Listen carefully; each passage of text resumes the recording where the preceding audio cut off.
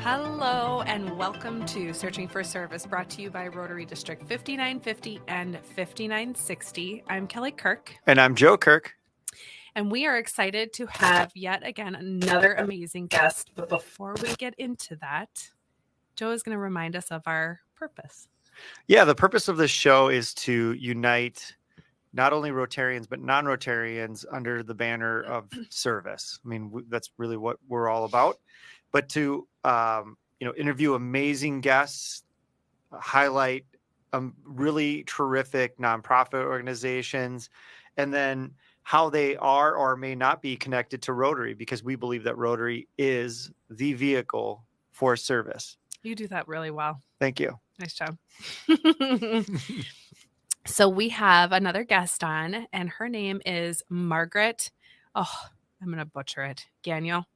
Ganyo. I should have known. Margaret, thank you so much. For our listeners, I'm just going to give them a little brief intro of you. So you are the executive director of Children First, Park Partnership for Success.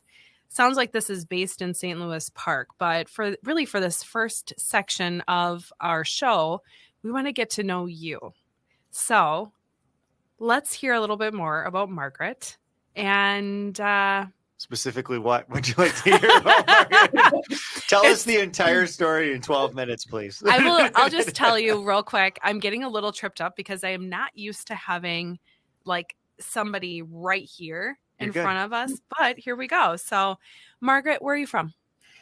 So right now we actually just moved from St. Louis Park to Golden Valley, but right in the West Metro area. Okay. I grew up, same thing. I grew up in Montevideo, Minnesota, but I've lived in the West for the past 30 years. So it's kind of nice to be back. We came back to be near my mom. And pro tip, do not move during a worldwide pandemic. Yeah, that's solid advice. Yeah. Yes. A lot of people did move during a worldwide pandemic.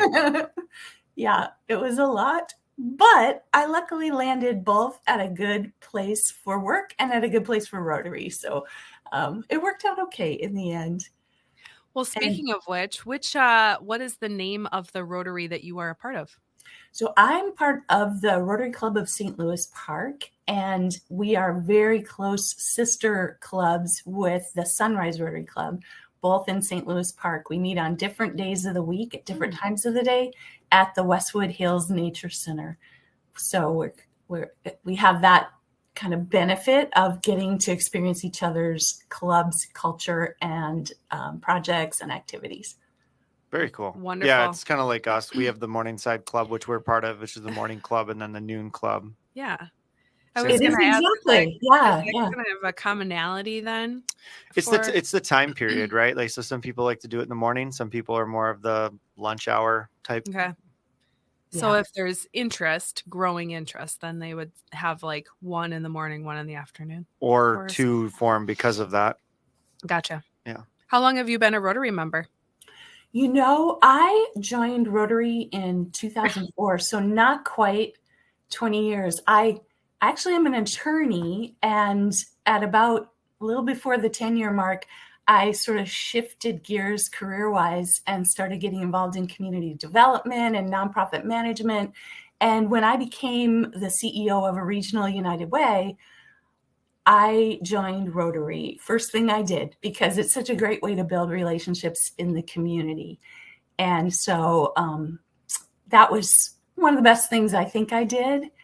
And I can share that I, right off the bat, started getting involved in projects just because they were sort of interesting or they were quirky.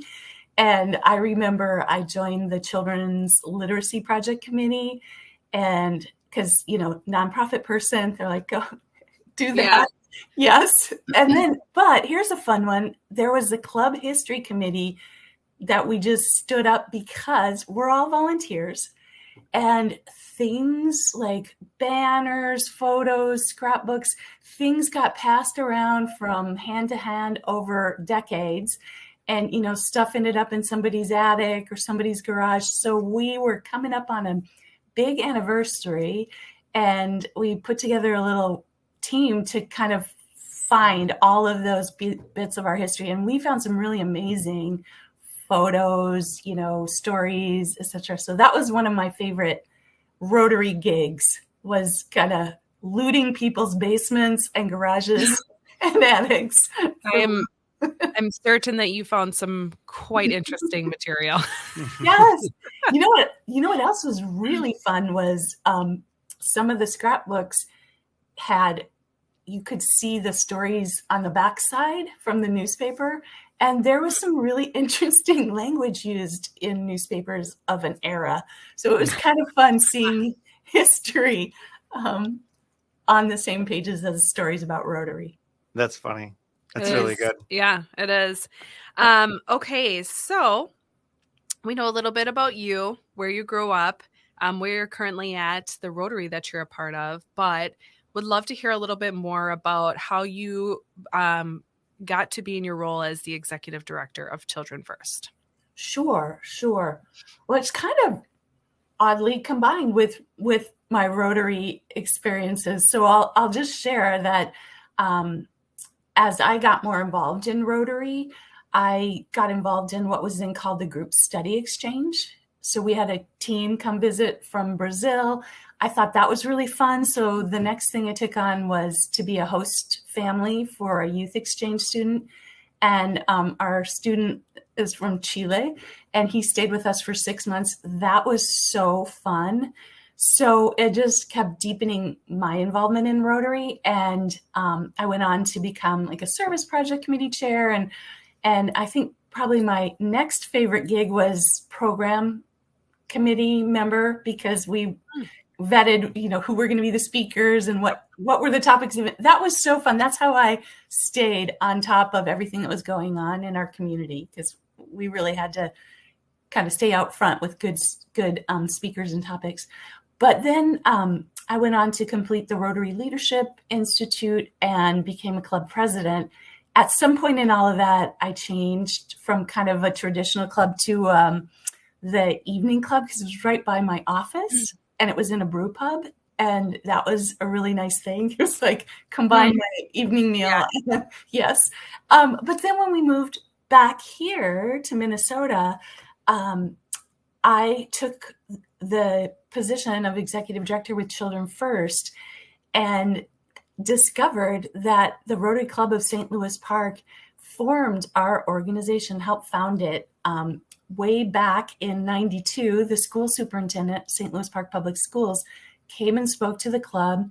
He presented a program and was really passionate. And the next morning when he showed up to work, there were 3 Rotarians on his doorstep, checkbooks open, just asking, how can we help improve the condition of kids in our community? And so our Rotary, it has this deep history of being active in creating things that go on to change our whole community. So our organization is cited in the book, Thank You for Being Late, by Thomas Friedman. I mean, very well known. I take none of that credit because I've only been there 3 years.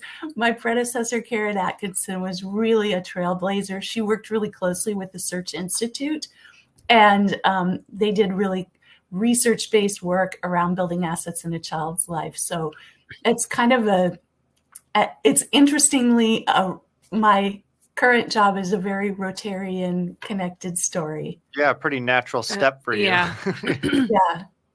Yeah. Now, somewhere in that mix, I heard that you were an attorney. Yes. Yeah. So you're a recovering attorney. I am. I think. So, remind me again, maybe I missed it. What is the connection? Like, when did you stop practicing, I guess, is maybe the best way for me to. Yeah.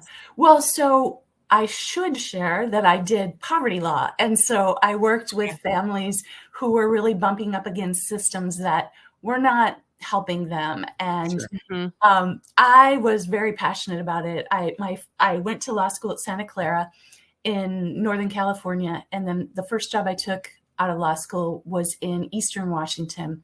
And we opened a branch of what was then Evergreen Legal Services and just did some really amazing things. It was, I think, really exciting work because our definition of how we did our work was pretty broad. We involved the community in the work, and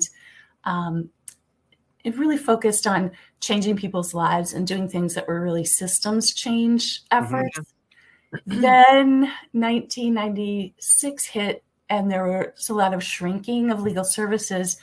And so my husband and I made the decision to move to Salt Lake City. And I became the statewide director of pro bono services there for Utah Legal Services, bringing volunteers in, attorneys, law students, undergrads, anybody from the community who wanted to volunteer and help deliver services. So we had street law projects, did all kinds of work throughout the state. And ultimately, my husband had an opportunity in his career. We moved to Idaho. That's where he grew up. And when we got there, the state didn't have reciprocity. I'm licensed in 3 states, but none of them had reciprocity with Idaho. So they did within 2 years, but not the year I moved there.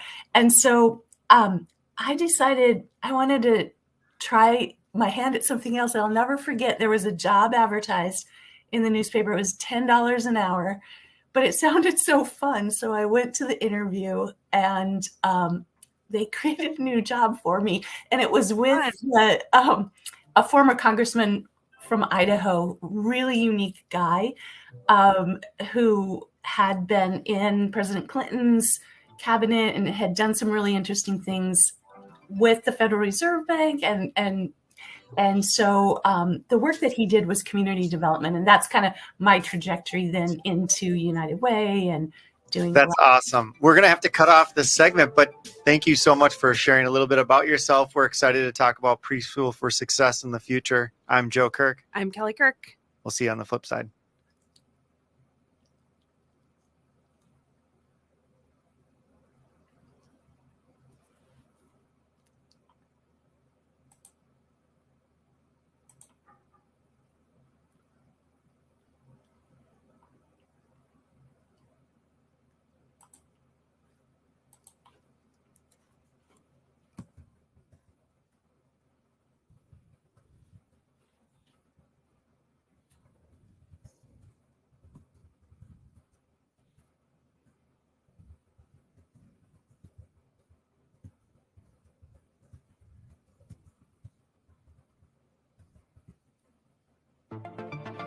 Hello, and welcome back to Searching for Service, brought to you by Rotary District 5950 and 5960. I'm Kelly Kirk. And I'm Joe Kirk. And as a reminder, you can find us on your favorite podcast platforms, and we love likes, comments, and 5 gold stars.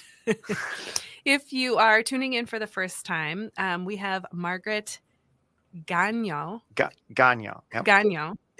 And she is a part of the Rotary Club of St. Louis Park, but more importantly, she is the executive director of Children First, which is also in partnership with Preschool for Success, which is all the reason that we have you on here. So we're gonna just help our listeners understand the connection between the two. So I will let you take it away, Margaret. Oh, thank you. I'm so excited to talk about Preschool for Success because our club has had a lot of fun with it this year, as has the Sunrise Club in St. Louis Park. And it all started when, as club president, myself and my colleague Tamara Nuterin from Sunrise were taking part of, ongoing quarterly trainings with other presidents, learned about this signature project, learned that we could tap John Bodette from the St. Cloud Club to come and talk to our clubs. So he came, presented, and then this spring we got a phone call from him that he was submitting for a district grant. So I cannot even tell you how quickly this came together, and it's because Lisa Green with the foundation of the Sunrise Club and the St. Louis Park Public Schools leadership just buckled down and in a really tight turnaround submitted as part of St. Cloud's grant. We're so grateful to St. Cloud for sponsoring this. It was a really special opportunity because District Governor Lloyd Campbell elected to devote his discretionary funds to this effort. And so it was a pretty intensive investment. They multiplied our investment by more than 6 times. So between the two Rotary clubs, we invested $3,500, and the district came back, and the total investment then was $22,000 for preschool in St. Louis Park. Yeah. It's fantastic. We were so excited. Yeah. It's been really fun too, because we had, who did we have on the show? We have Gayla. Yeah. Holmgren. Yeah. So we heard about Preschool for Success before it was a district wide it was initiative. The project. Yeah. And so it's been really fun to see the progression of it, and then to obviously hear how your clubs have kind of picked it up. I know that our club has as well. And, and again, it's another example of how the matching funds works and the real power of the amount of work that you can do with those funds. So it's really exciting to hear it from our chair, at least and then our listeners, if you guys have been following along the whole way, then this is a great follow-up to a really great interview. And we'll link the interview in our show notes as well, our initial one with Gayla. And then, so what has it been really easy to connect the dots since, the St. Cloud Club kind of paved the way and more or less modeled it for everybody? Was it pretty easy to pick it up and run with it? It was. And I'd be happy also to talk about for other clubs to get started, but I'll share our experience. So first and foremost, I will have to say that St. Louis Park Public Schools and their leadership just went all in. So they made a huge commitment and doubled the number of preschool slots for the summer, which meant they had to open a second classroom, hire a teacher and a paraprofessional to do this. Preschool director Erica Scott is starting new pre and post evaluation to be able to measure the impact that this has on kids. And I mean, I hope you can hear like what a commitment that is, because that's profound. This is a good partner. And then the other thing they're doing is just really focusing on that social emotional learning this summer so that kids are ready to succeed when they start school in the fall. But I think some of the other things that the partnership with Rotary and with the school district really, what made it easy is that the school district quickly did some intensive recruitment to ensure that the children who most need preschool were the ones who got those slots, the Rotary Preschool for Success slots. Yeah.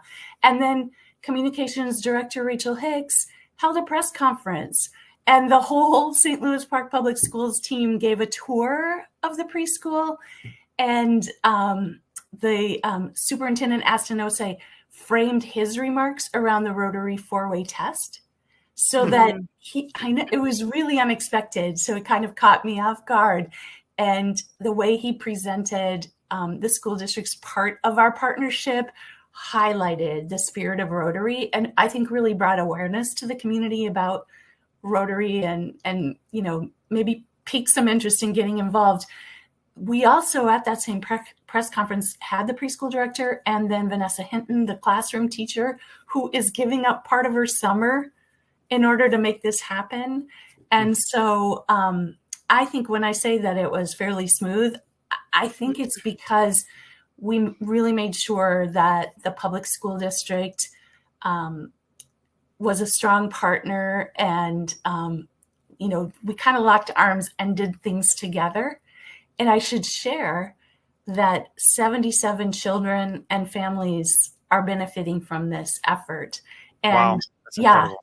And for the most part, these are children who have complex challenges to being ready for kindergarten. So poverty, homelessness, a language barrier. So it really, I think that was the other part of our partnership that we appreciated, was that the school district really understood that Rotary was about giving access to families and to children who otherwise would not have access to preschool. Yeah. And they were the other thing too that I've especially in our conversations, is the schools know it's a need.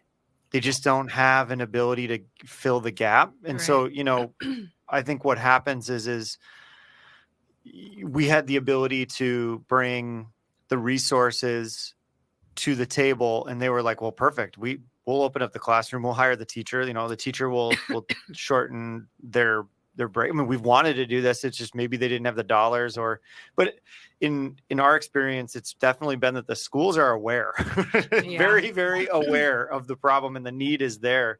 So how nice is it that you can step into that gap and then leverage the structure that was already provided?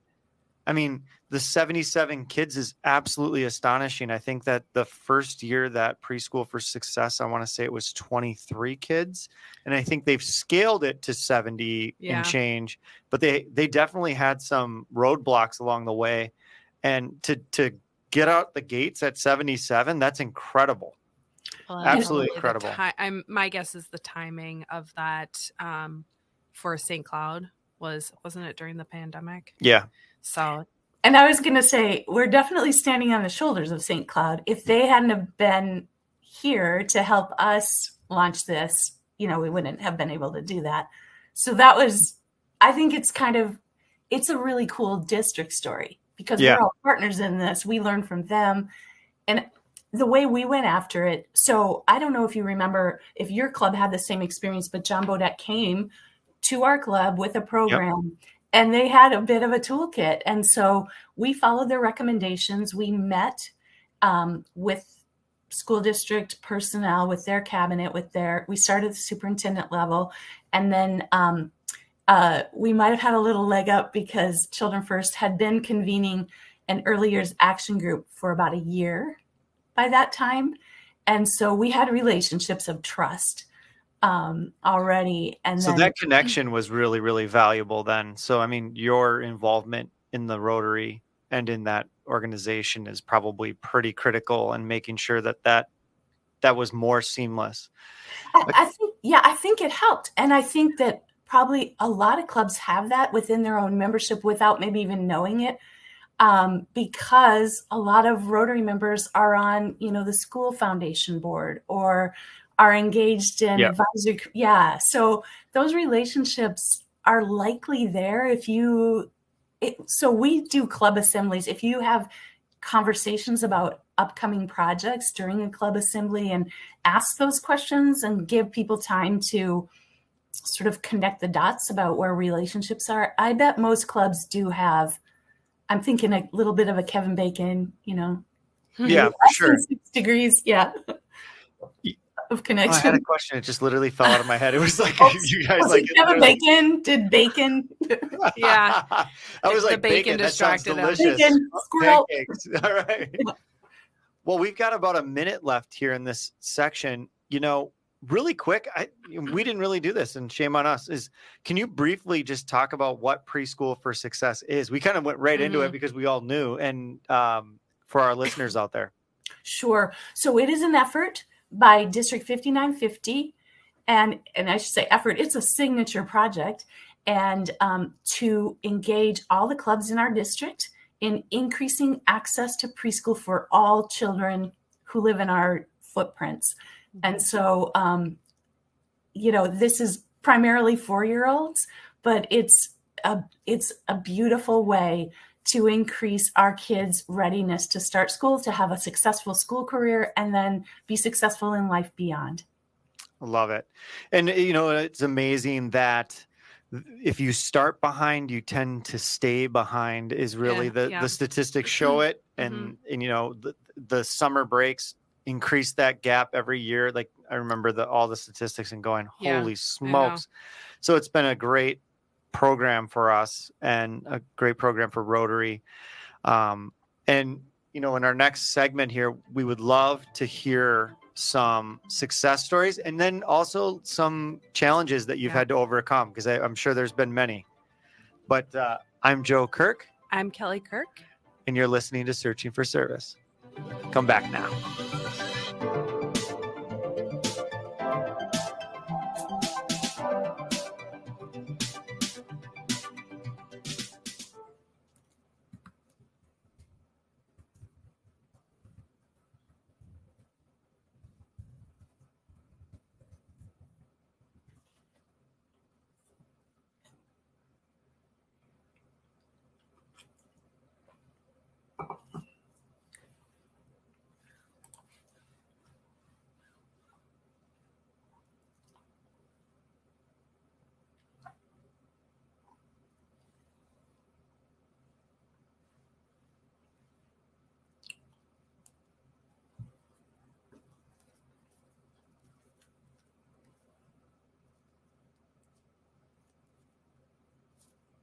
And those 5-star reviews.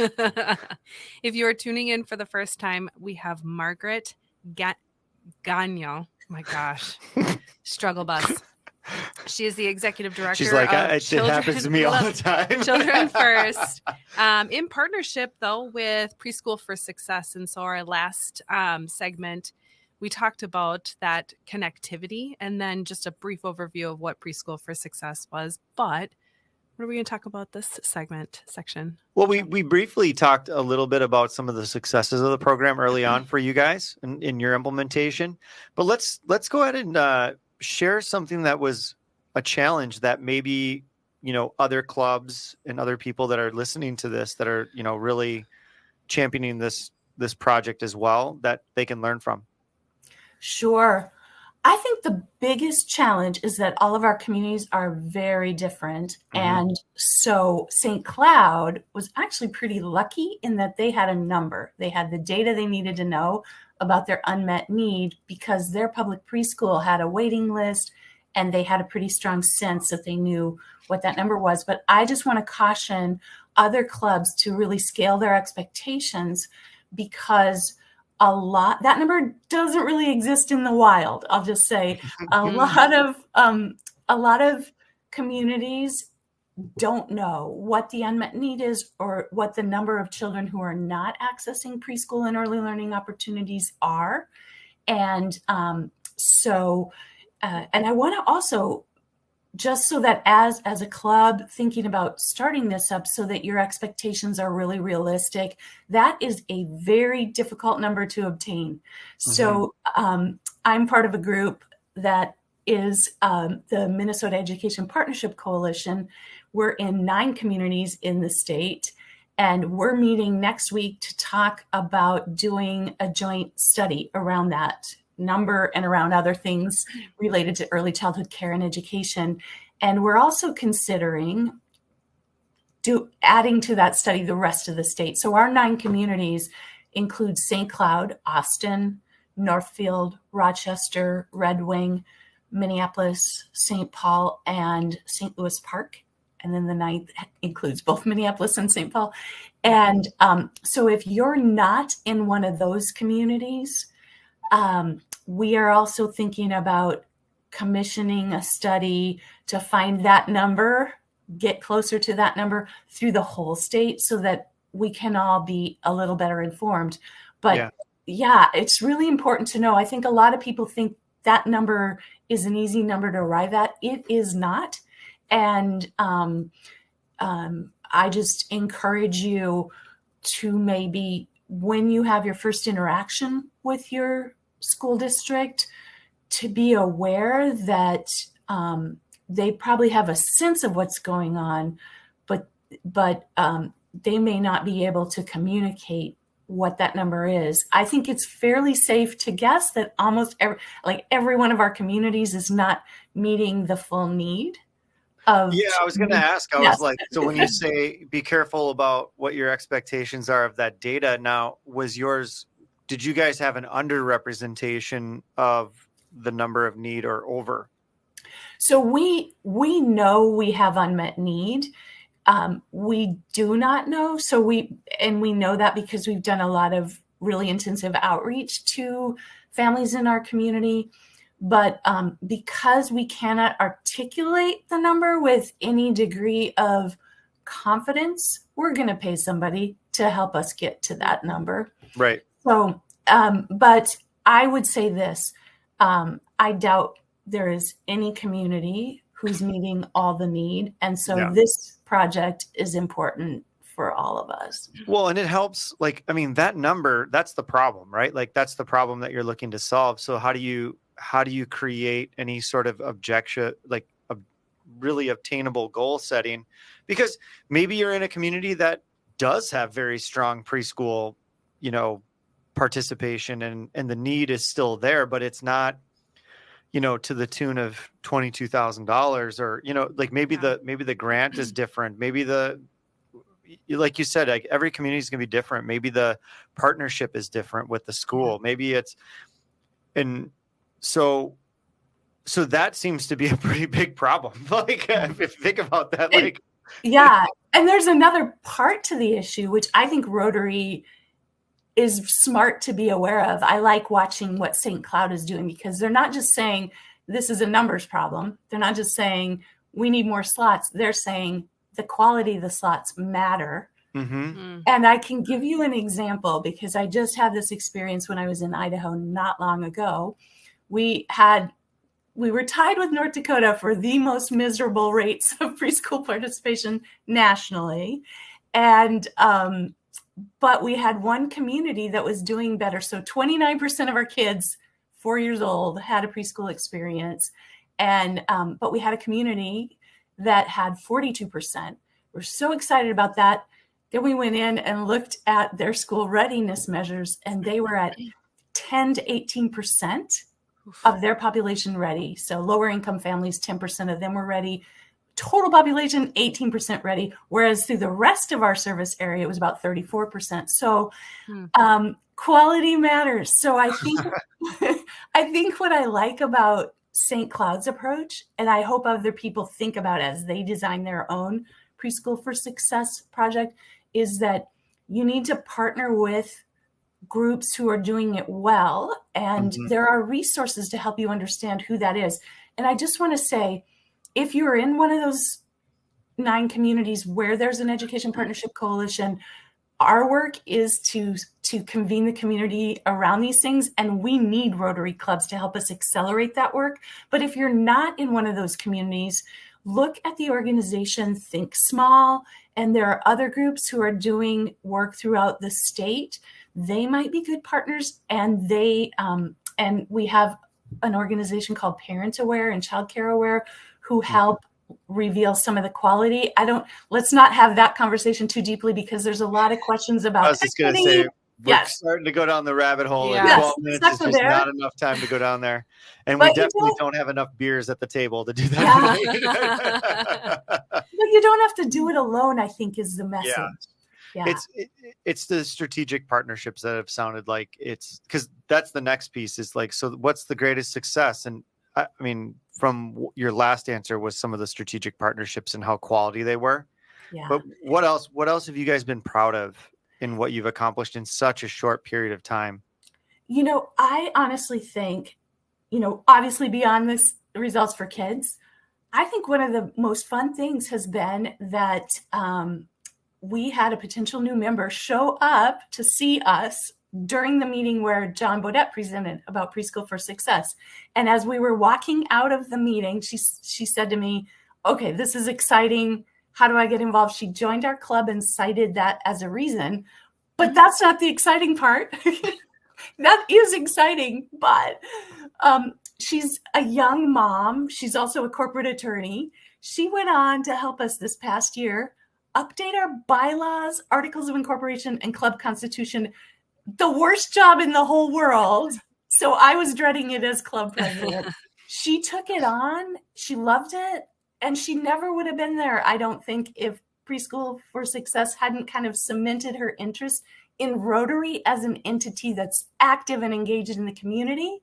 And she could see herself in that. And so I just think that's a success. And it seems like that, just a really quick kind of a little commentary on that is, it does seem like if you can grab a potential, like somebody that's just looking for service, like that's the whole idea of this show too, right? Like is to grab people that are seeking service opportunities and realizing how diverse of service opportunities Rotaries presents.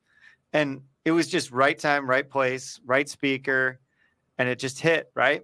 And we had something like that happen with it, like internally within our club for another project, Steve May for the Afghan project, and new Rotary member also in the attorney realm, and he was able to Peter was able to pull. He translated their law firm translated the driver's ed manual so that they could actually study for the test. Saved the costs of a tune of like $40,000. It was So, but anyway, let's pivot back to Preschool for Success, because I know that we can sit and talk about how great Rotary is, and we love to do that. But we do. we do want to keep it on the subject of, what do you think, like in your experience? So this is you guys have, what are you, like 6 months into this thing? If that, yeah. Yeah. Less than 6 months in. What has been 2 milestones that you guys really measured for success of the program? Well, the quick one that comes to mind is number of children served. So that's 77. I think the other milestone, and this is a story that's a harder story, is that, our school districts have hard costs. And so we had 14 families who were in the process of not being able to access preschool because there's a sliding scale fee and they just could not afford it. And so 14 families were able to come back into the program. And I just can't say enough about St. Louis Park Public Schools in terms of being flexible and figuring out ways that they could partner with Rotary to keep kids, in a position to receive preschool services. Those would be the two. Yeah. That's just, and we got about 10 seconds here, but it's so cool to see how the program has accelerated. Like that's my favorite thing about all of this. And we're excited to see or to hear about what you have for the future and what your hopes and aspirations are. I think it's going to be a good one.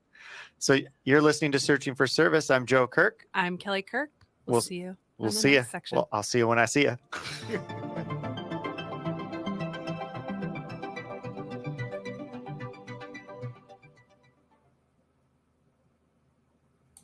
Boy, I guess it's time for me to wake up.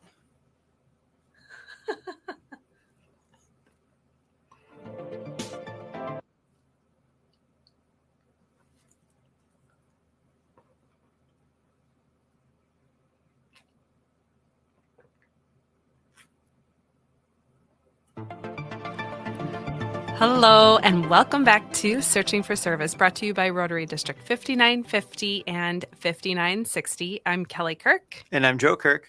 If you are tuning in for the first time, we have Margaret Ganyo. She is the Executive Director of Children First, but more importantly, she is on today to share the partnership with Preschool for Success.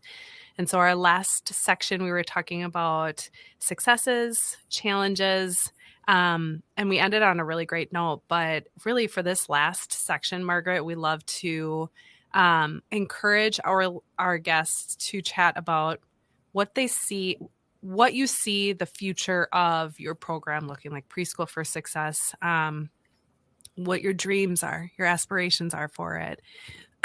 So can you take it for a second? Yeah. Struggling. Well, I think you asked the great question. What are your hopes and aspirations for this program? Yeah, I have big hopes for this program because I think it's simple and it's doing things that make big difference in people's lives. And so I have to start, when I think about this, I think about it at the district level first, because if you guys think about Polio Plus and how powerful that's been, I think in order to have that scale of impact and to have that scale of success, you have got to have some goals. And I know this year was the rollout, and I feel like that checked that off. That went really well. But I would really like to see at some level of the district, some sort of work group really focused on this signature project, come up with some agreed upon goals, simple as, number of clubs participating, number of children accessing preschool as a result of it.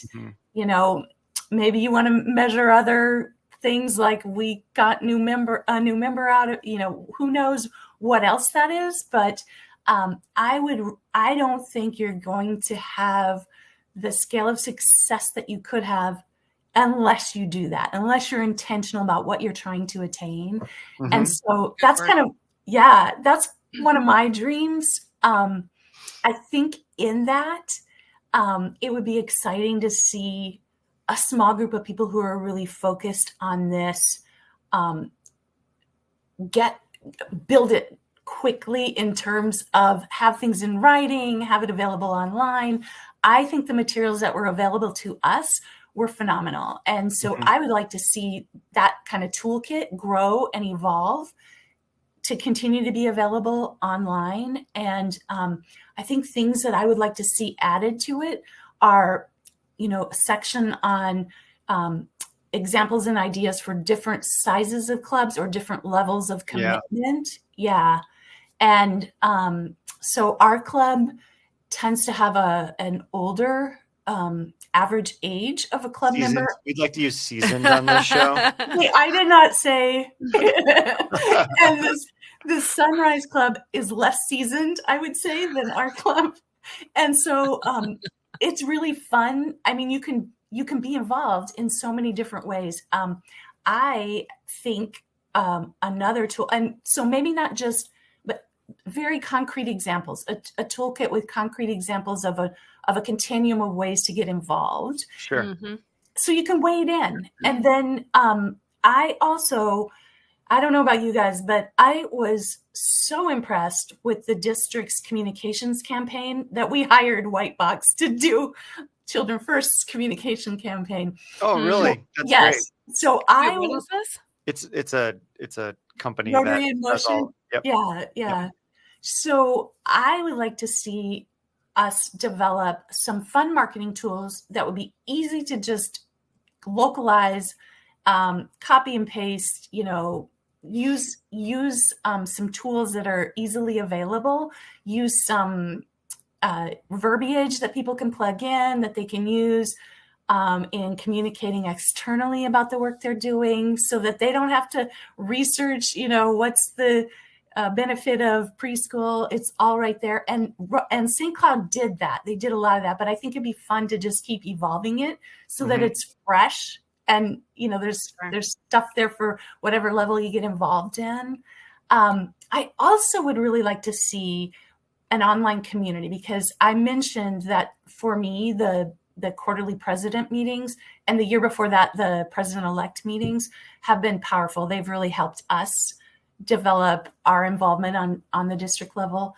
I would like to see the development of some sort of online community, so that if your club, it's more of a warm line, right? So if your club's interested, but you just don't even know what you're doing, that you could go to that. Maybe it's, I don't know, a Facebook group or a WhatsApp group, and kind of put your query in there. And then maybe we have a volunteer who's just watching it, who makes sure that calls for help are being answered, so that any club who's wanting to get involved can reach out and get a little bit of help and get plugged in.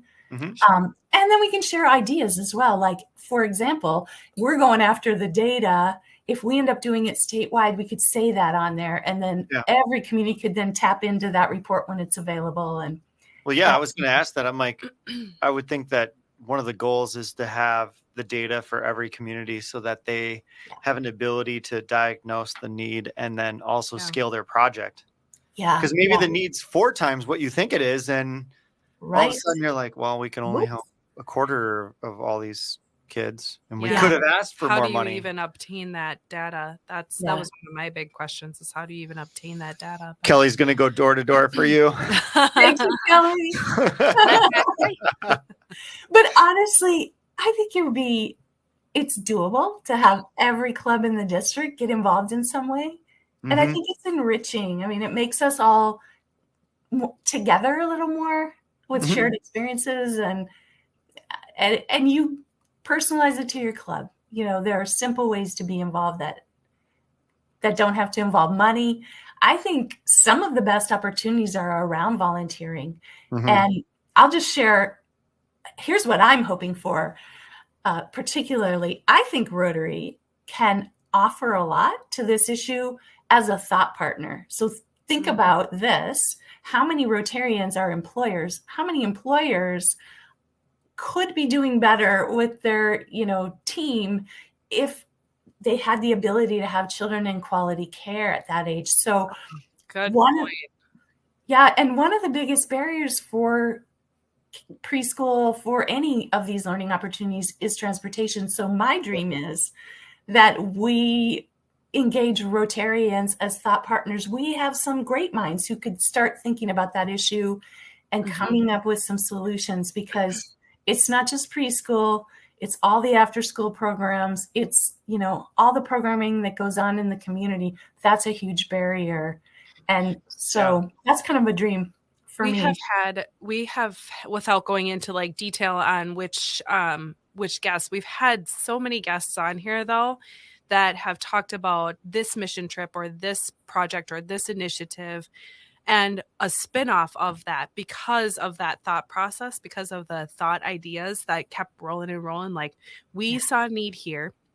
We went, we fulfilled it, but we also saw this other need. And then that spun off another project or, community involvement or participation to solve another issue, another big issue. So honestly, that's exactly where Children First came from. A program at a Rotary Club and Rotarians saying, hey, we got to do. And I got to tell you, our organization has been around, Children First, for 33 years. And up until 9 months ago, we had one staff person. With our summer hiring, so that's 8, we're going to be at, I think, 12. So look what Rotary did. I mean, we're really blossoming. And Rotary is a big force, I think. Where do you see your role in participation in this program going forward? I mean, are you looking to have a continued presence? Do you have any aspirations of being our national liaison for all school districts? No, I have a nomination. I nominate Lloyd Campbell and John Bodette to be the national liaison. You guys heard it. We put it out in the universe.